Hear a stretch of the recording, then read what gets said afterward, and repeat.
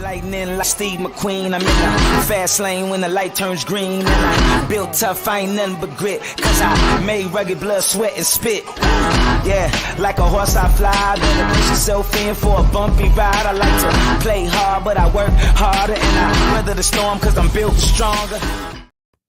What is up, ladies and gentlemen? We are back. We are live. It is the Freight Coach Morning Show, the top morning show in transportation, coming to you guys every single weekday, 8:30 a.m. Pacific, 10:30 Central, to break down some industry headlines and actually provide insight into what you can do with all of this information. At the end of the day, you guys, if this is your first time tuning into this, this is my daily live show where we do what I just said, break down industry headlines. I also interview people for my podcast, Coffee with the Freight Coach. It's on iTunes and Spotify as well. Like the audio only version of this replay will be on iTunes and Spotify. And I also do a video, the upload on this over on my YouTube channel, which is just titled The Freight Coach. And everybody who comes on my stuff, you guys, is a transportation professional. All right. At the end of the day, this is brought to you by transportation professionals for transportation professionals. There is no theory on any of this stuff. This is people who are active in the day-to-day, people who've been in this industry for a very long time, who are a hell of a lot smarter than I am on a lot of topics. And we are just here to provide value. Outside of, it's just one of the many reasons why I proudly fly the American flag behind me every single day. It's because I'm living my American dream. We are the greatest nation on earth. And I want to help each and every one of you guys live your American dream as well. And it's all about value, you guys, at the end of the day. It's all about value, what we can do to move this industry forward. I've been in this industry my entire life. I love this industry more than anything. And I just want to see it get the respect it deserves out there. We got some cool articles to break down. Well, this is a solo show today. So I'll be doing a little bit of a market and insight piece of this as well. But before we get into any of that, as always, I got to give a shout out to my friends over at VHub. You guys, vhubapp.com.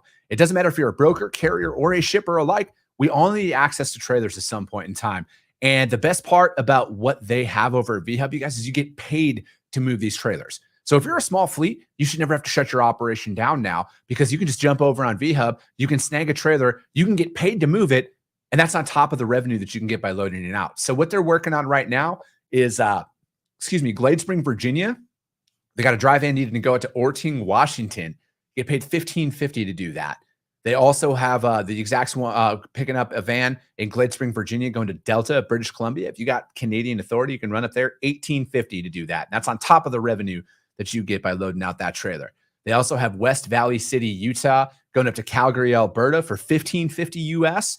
And then finally, they got San Diego, California, going to Houston, Texas for $800. So hit them up, you guys, vhubapp.com. My friend Stacy Steen and my friend Xavier Campos, they'll be in the audience. Just let them know that the Freight Coach sent you. Tracy O. St. Clair, good morning, everyone. Let's roll. She says, Drew Driscoll, what's up, big dog? Coming from Axle Logistics, Knoxville, Tennessee's finest out there. Brian Hagen, good morning to you, sir. And yeah, man, every day is a good day. Every day you wake up is a good day, in my opinion. Hey, we're at day 173 of the Freight Coach tally. And for those of you who, again, first time listening, I bring up actual problems in the industry every single day until we can get some meaningful change out there. So like, truck parking issues or facilities issues where drivers don't even have access to showers and stuff out there. So we continuously bring this up because the change that we want in this industry has to come from us.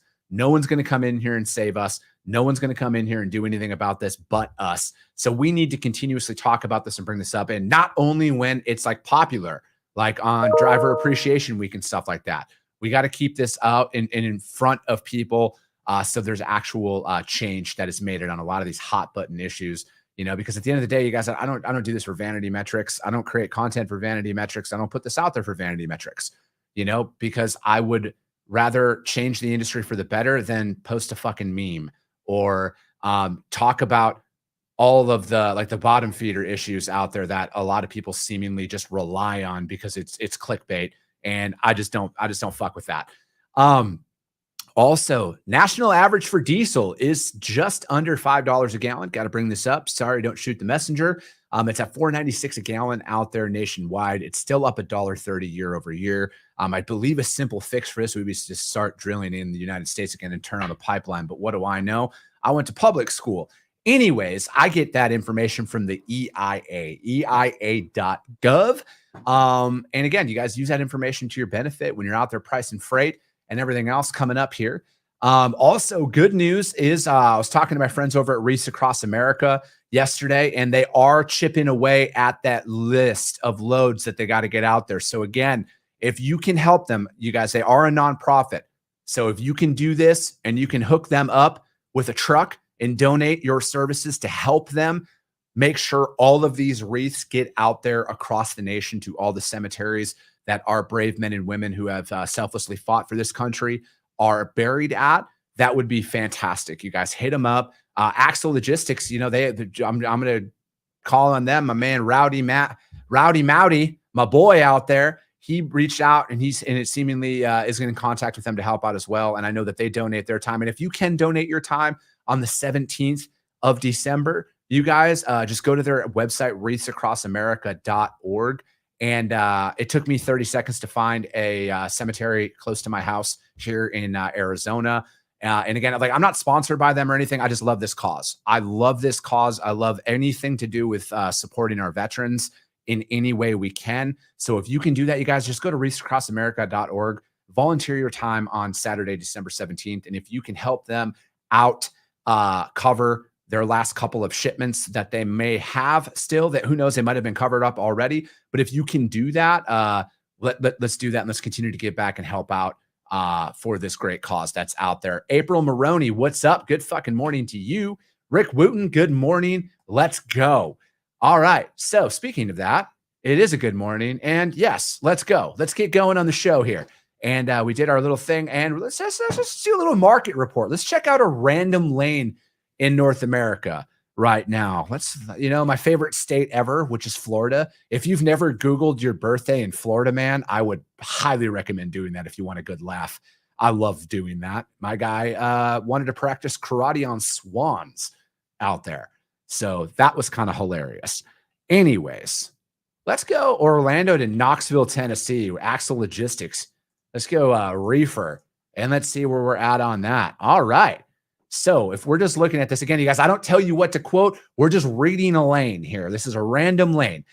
It's showing out there right now, outbound. We got 657 loaded miles. And then if we're looking at this freight market here, it's currently sitting at $2 a mile for a reefer coming out of there. Over the last 30 days, it was between $1.90 and $2 a mile. The last 60 days was about $1.80 to $1.95 a mile. And then the last 90 days as a whole was about the exact same $1.80 to $1.95 a mile. So this tells me, based off of this information, this is including fuel, it shows out there. So this tells me that this lane is going to hold firm because there's not the anomaly of the holiday didn't affect this lane in particular. So again, what I mean by that is over the last couple of weeks, it was Thanksgiving, right? So there's holiday freight and everything. So that will always cause a spike in there. But if you're going to lock in some long-term pricing, it looks like you're going to be able to pay between $1.90 and $2 a mile on this. And again, this is for a reefer. I would assume this is for fresh and temp control only. Frozen is going to be a completely different story on this for your pricing. But again, if you're pricing it out right now, it looks like that's how it's going to remain here, at least probably up until Christmas. And with that being said, I would say through next week only. And then there's going to be a 3-week Christmas season. And it's going to be from December 19th through January 6th. You can call that the Christmas season out here. So again, price accordingly. Talk to your shippers right now, you guys. Talk to your shippers and receivers right now about their holiday schedule. Get ahead of that stuff so we can add value. All right. First article that we're going to break down today, fleetowner.com. Electronic truck IDs, safety tool or unnecessary burden? Spoiler alert, I think it's a fucking unnecessary burden. I think it's a joke, but we are going to break down this article nonetheless. All right, there are millions of trucks on the road, and with only a few thousand inspectors, the Commercial Vehicle Safety Alliance has proposed lightening its members' loads by requiring motor carriers to install electronic IDs on their vehicles. The FMCSA, in advance notice of proposed rulemaking in the Federal Register, has asked for feedback on such proposal, reigniting a long-standing debate between the benefits of such technology and its possible privacy, economic, and technological concerns. The problem, according to the CVSA, is the bandwidth. Of the government and industry professionals that make up the alliance, 13,000 are commercial motor vehicle inspectors conducting an estimated 4 million inspections per year. FMCSA estimates there are 12 million large trucks and buses traveling the nation's roadways. Inspectors must be highly selective of which vehicles they examine for every vehicle to stop. That means other, possibly higher risk trucks could pass by without being inspected. An electronic ID would theoretically allow one-way wireless communication from vehicles to inspectors, allowing them to know the IDs of all the trucks in their vicinity. That ID would then be used to identify not only motor carrier, but specific vehicles. The inspector would be able to see the vehicle and carrier safety records. This would, according to the CVSA, allow safety personnel to assess which trucks in the area are most likely to need safety inspections, letting inspectors focus on the highest risk vehicles while allowing lower risk vehicles to continue unperturbed. It would also, according to the CVSA, encourage safety compliance by allowing carriers to avoid inspections, saving time and fuel. Their deputy executive director, Adrian Galeta, said that with current technologies, inspections are often kept to just trucks that are passing by weigh stations and other inspection sites. She said that the technology would allow the CVSA to focus more closely on trucks at higher risk of violating safety standards. What could happen is a truck goes rolling by, an inspector runs the DOT number, waits for the information to come up, makes their evaluation, and in that time, other trucks have driven that may have been a better target for the inspection. They emphasize that is that they are requesting the electronic IDs transmit one-way data. The ID, most likely connected to VINs, would offer inspectors no other information other than their vehicles in the vicinity. It's not a package of data. It's just a universal ID. And with that universal ID, it goes into the systems and opens up all of the other information, just like we do with the DOT number and the license plate now. All right. So I personally think this is a giant fucking joke. I think this is absolutely ridiculous. So what would stop somebody from fucking with a company and constantly pull them in for inspections just because they don't like them? Or what would just stop them, somebody, because again, unchecked power is a massive problem no matter what. And how does this improve safety on the road? How does this honestly improve safety on the road? It doesn't at all, in my opinion, based off of what I'm seeing out there. They already want cameras. They are like, why can't the drivers just fucking drive? Like, why do we have to continuously go after the truck driver itself? I don't agree with this at all. I mean, again, what's next? What's next with this? Are we going to put something on there where the DOT can just shut down a truck that's driving on the freeway and make them pull over? I mean, that's kind of like what would happen with an electric truck potentially. But I think that it's a joke. I think that it's a fucking absolute joke that we're even talking about this, because how does it actually improve safety? Again, I know this is only in the proposal phase of it, but again, where's the data? Like, if you're going to make this a thing and you're going to talk about this, have data on how it could potentially improve anything, but it doesn't. I just like, again, they already have e-logs. What more do they need? What more do you need? You have your e-logs. Anyways, back to the article there. It is critics of the proposed most cite cost, privacy, and cybersecurity concerns. I would agree with that. And the technology used for electronic communications would be installed in the manufacturing. Any costs incurred. The FMCSA denied a previous petition stating it lacked information to estimate the costs and the benefits. President Todd Spencer, of OIDA, wrote in a comment that technology requirements always come at a cost, which is especially difficult for small carriers and owner-operators, purchase, installation, yada, yada, yada.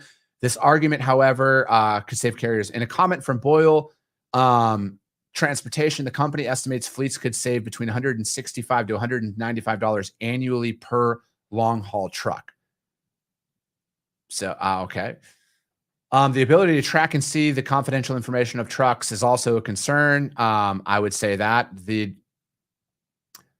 All right, let me see here in a comment. The ATA recommended the electronic only communicate the VIN number, but noted that it would create, I don't agree with that at all. Like, there shouldn't be an electronic ID. like at all. Isn't that what a license plate is? Like, isn't the VIN number associated directly to the license plate? Like last time I checked, when I registered my vehicle, which I do every single year, my license plate has my VIN number associated with it. That's the electronic thing. Like, again, just scanning it, like where's the fucking privacy of that? There isn't any. I just think that it just opens up such exposure on this, because it's like, what's next? It's never this. It's always about what's next. I think an electronic ID would be ridiculous. I think it's absolutely ridiculous. And I just don't think that there is any benefit to a trucking company about having this, because again, what stops unchecked power? That's my biggest concern here, is what stops unchecked power? What stops a fucking rogue DOT officer who sees a certain trucking company who somebody might have pissed them off one time, and now all of a sudden they're just going to fuck with them every single time? That there's nothing in here that does that. Again, it doesn't, they haven't provided any information that improves safety. It does. In the research that I found, I have not found one article where it says this will improve safety standards, this will improve this. It doesn't. Again, it's just government overreach, in my opinion. That's literally what it boils down to. This is government overreach. I am vehemently against this. Enough's enough. Like, the e-logs are enough. We can see exactly where the trucks are at any given point in time.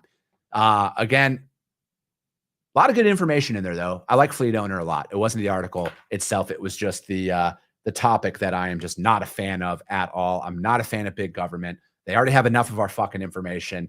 We don't need to give them anything else. That article, fleetowner.com, electronic truck IDs, safety tool or unnecessary burden. Your boy is going with massive unnecessary burden on that. And again, you guys, I put all the links to the articles up on the Freight Coach YouTube channel, as well as the Coffee with the Freight Coach podcast audio only replay over on iTunes and Spotify. Because again, you guys, I want you guys to research and read a lot of these articles on yourself and run with that. And yeah, if you guys go over to those other platforms, do your boy a solid, subscribe and share, rank the show. It helps all this stuff, because obviously, you guys, if you guys see value in it, your network's going to see value in it as well. My man, David K, coming in from Chicago. He's in Chicago, for the Intermodal Association of Chicago dinner tonight. Hope to meet many of you in town. If you guys are at that dinner as well, hit up David K. Brian Hagan says, greatly appreciate you flying the flag on your show, especially on a day like today. Yeah, man, it is. And we should all do it. Like, I just purchased my first home, and the first thing I did, was hang my flag out there. Hang my flag on the side of my house, because this country has literally given me absolutely everything. I could not do what I have accomplished in these last couple of years in any other country but the United States of America. And we have to show appreciation to this and respect this, because this is the greatest nation on earth. And for those of you who don't know history, what Brian is alluding to is Pearl Harbor. All right.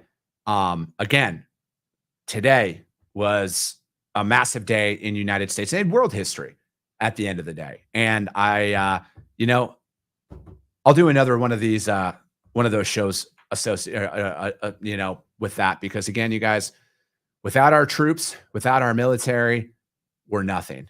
They are out there. Is everything that we're able to do is because of the brave men and women who fight around the world to protect our freedom and preserve our freedom. And that's what I'm all about. All about America, 100% of the time. Sonny Sharma, first thing we did for our new home was put up a 30-foot flagpole. Yeah, man, I have an HOA that I don't know if I can do that yet, to be honest with you. But yes, I just went on the side of my house because everybody else in the neighborhood did it, and I wasn't going to not hang a flag, just a 30-foot pole. I'll do that, man, with 100%. I will do that. We need to put that up there. So let me see here. All right, next article. Let's go with ttnews.com. Detection systems prove helpful as fleets combat growing driver distraction issues. I got a really cool podcast that I recorded yesterday. It'll be coming out next week, where we talked about this, and it kind of really opened up my eyes to a lot of things on how fucking crazy it can get out there. And all right, the familiar expression about being driven to distraction requires new layers of meaning for fleet safety managers and technology providers intent on tackling the challenge of distracted drivers. Driver distraction is one of the biggest problems, said Brandon Eakins, a safety supervisor for Best Logistics Groups. The company was unaware of the issue until it installed a system to detect distraction and issue in-cab alerts. Now they are able to measure distraction and analyze data. We have a tool to see what the main contributors are and get proactive about addressing these issues. The most pressing issue is cell phone usage. And the variety of distractions besides cell phones, including drinking, eating, smoking, and reaching for radio controls. Distracted driving behavior improvement is a continued opportunity. And that was Jeff Martin said that. He's the VP of Global Strategy at Lytics. And the need, let me see, the need to reduce it. Oh, shit. Sorry, my article just shot up there. The reduce is uncovered by rising insurance premiums and in some cases, coverage that is not being renewed. Martin noted that the insurance companies encourage trucking companies to provide driver safety programs, machine vision, and artificial intelligence, accumulate data, and needed to train algorithms to identify the risks. As human beings, we are very distractible, and the hands-free or not contributes to nearly. Oh, I'm sorry.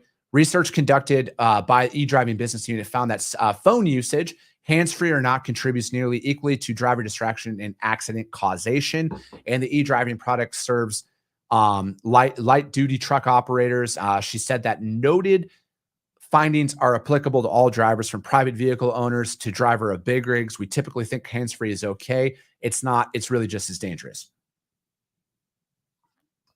All right. And then accumulated layers of technology contribute to safety.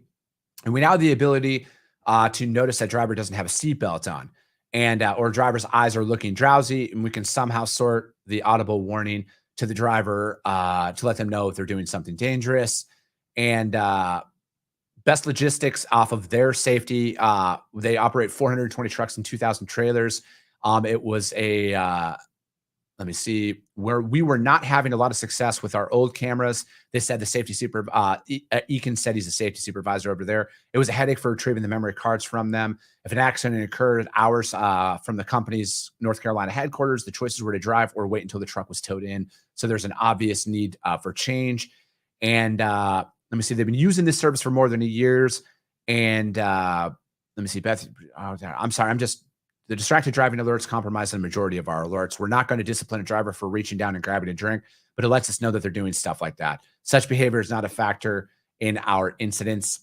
I don't know. This is, again, putting this information out there for companies to decide what they want to add to their trucks is one thing. I like the independent approach of showing how this improves, how this could lower insurance premiums and everything, but also this has to be left up to the business to decide if they want to install this. Again, like the FMCSA or anything isn't saying like, oh, this should be mandated or anything like that, which I would always be against.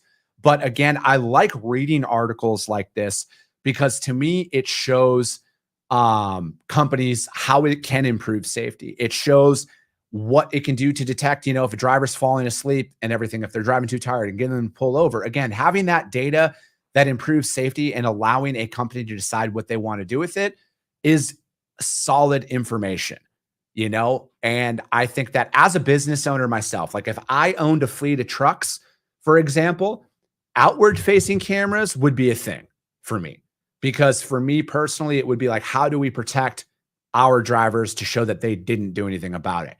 And now I would probably, I can't go any further and speculate on what I would decide on inward-facing cameras.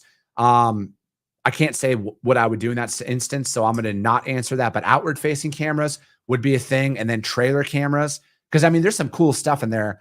I would want a camera if I had a dry van or a reefer. I would want a camera inside of there to show if anybody was fucking with it, and if anybody caused damage to the inside of my trailer, because I know that that's a big sunken cost to a lot of fleets out there.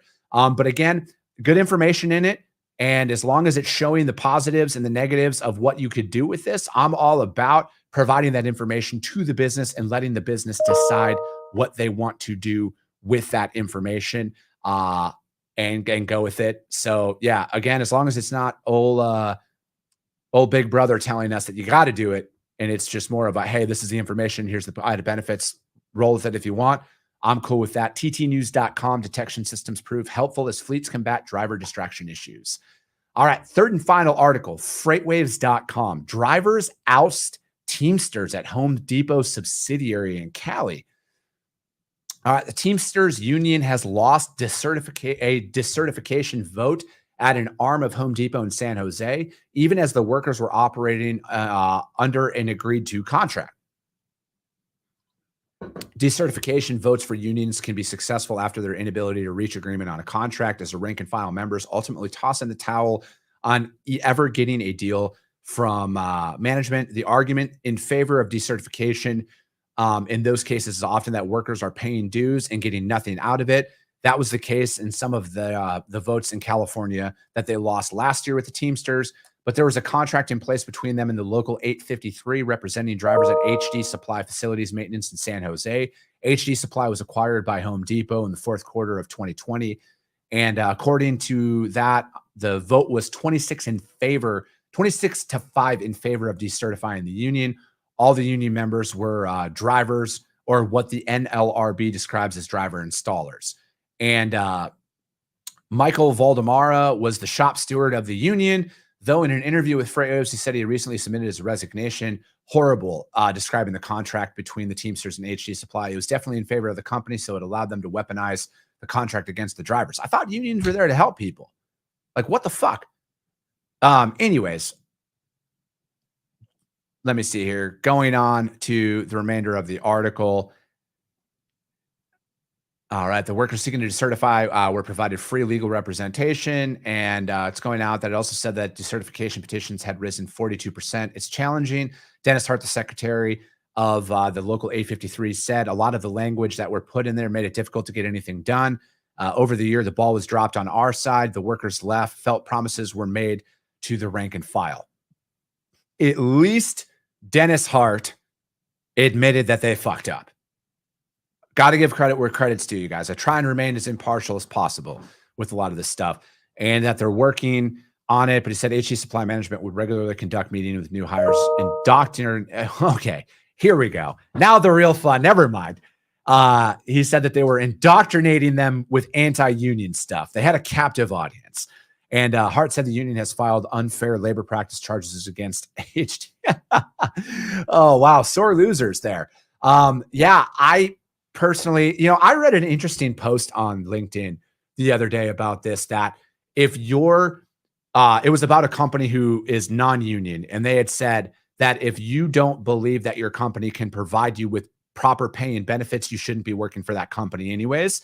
And I would agree with that, because I'm sure there's unions out there that provide a lot of great representation in some instances. I just haven't found a one where it shows that this is the end all be all, our lives are better, because with a lot of the shit that goes on with the unions, a lot is it's always in a strike of something. Like, why would I pay into something and then not get represented for that? I just don't see the need for a union. I think that like equal representation, cool.